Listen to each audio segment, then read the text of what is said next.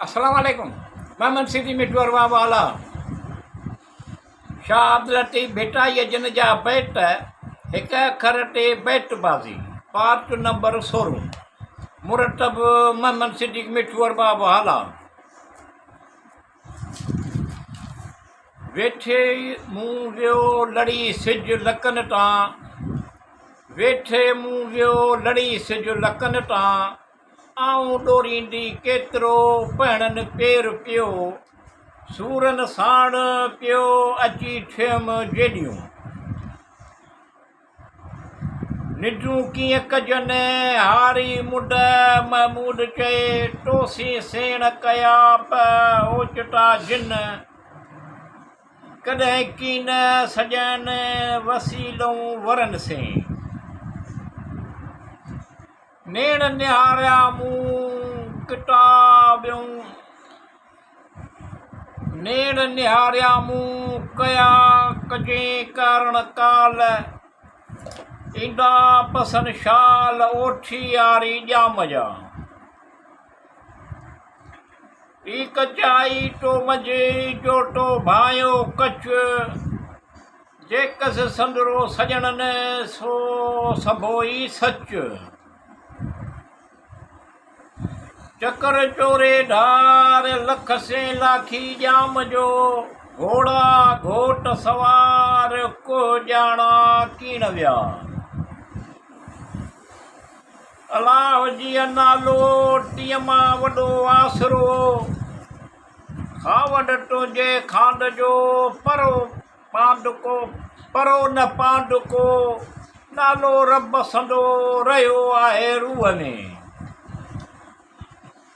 मंज़िल दूर मन तनाज ॾिसां थी न पांदी लटे लोढ़ फ़क़ीर जो कल रहिया कांदी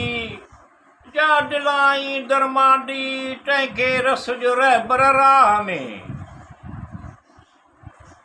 मंज़िल दूर मन तनाज ॿेली नाहे ॿियो है हिकलो जिंदड़ो पहणनि मंझि पियो ई कदा कमु कयो तंहिंखे रस जो रहबर राह में मूं सॾींदे सॼड़ा साथी सदन ॾियनि विलीअ जे वठाण ते टोॾनि तवारीन हेॾा अञा थियनि बुरे हिन भभोर में मूंटा को न चवनि कुॼाड़िया केच विया पूरे बब न झलिया हाड़े को न उटूं सबरा साठ संडूं वियो लताड़े लकियूं नेण निहारा मूं कया मथे बाटड़िए ईंदा मां पसन मठां सगर सिकरी नेण निहारे मजा रोई थिया रट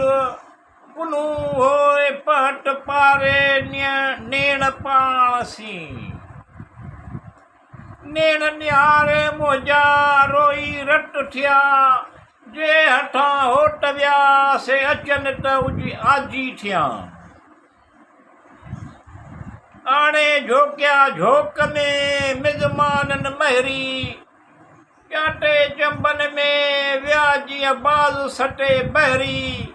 को यारो कहरी वियो निहोड़े निढ में मूरख मामन ॼण उजड़ा हेॾा होॾा कनि से कीअं पिरी पसन कटर जे अखियुनि में मोहबत संदो मन में पुर पियालो जन पीअण परचा नाहे को कंहिं जंहिं दा ॾियनि जंहिं निहायत नाहे का तंहिं सुञा सुञ वञनि टेला उञ मरनि सदा सायर सीर में